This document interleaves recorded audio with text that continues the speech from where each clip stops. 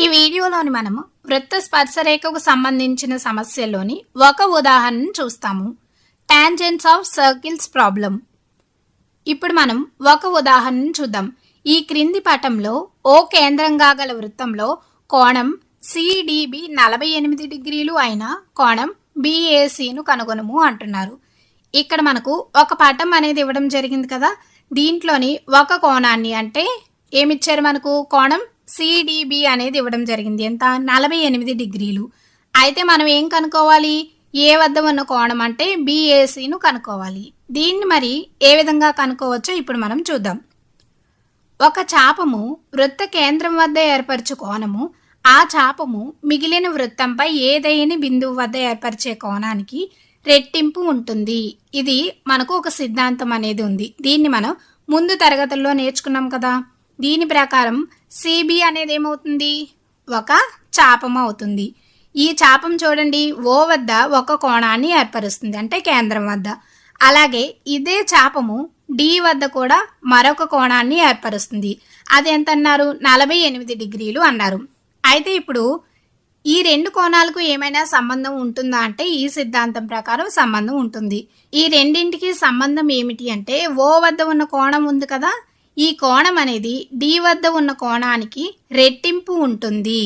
కాబట్టి మనం కోణం సిఓబి అంటే కేంద్రం వద్ద ఉన్న కోణాన్ని ఏ విధంగా రాసుకోవచ్చు అంటే 2 × 48 డిగ్రీలుగా రాసుకోవచ్చు. ఎందుకు? డి వద్ద ఉన్న కోణానికి రెట్టింపు ఉంటుంది కాబట్టి.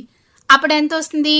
96 డిగ్రీలు అనేది వస్తుంది. అంటే కేంద్రం వద్ద ఉన్న కోణం ఎంత వచ్చింది? 96 డిగ్రీలు వచ్చింది. ఇంకా ఏం తెలుసు మనకు? ఏబి, ఏసీలు స్పర్శరేఖలు అవుతాయి అని తెలుసు.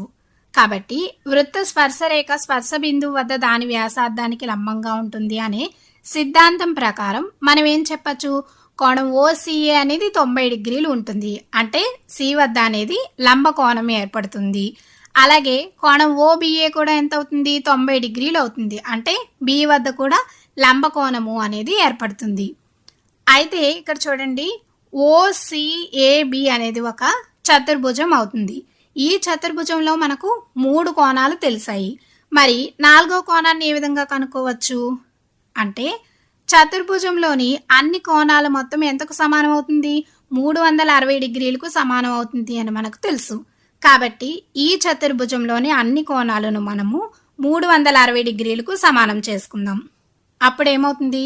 కోణం ఏను మనం కనుక్కోవాలి. కోణం సి అంటే ఎంత? 90 డిగ్రీలు. కోణం ఓ అంటే ఎంత? 96 డిగ్రీలు. అలాగే కోణం బి అంటే ఎంత వచ్చింది? 90 డిగ్రీలు ఈజ్ ఈక్వల్స్ టు 360 డిగ్రీలు అవుతుంది.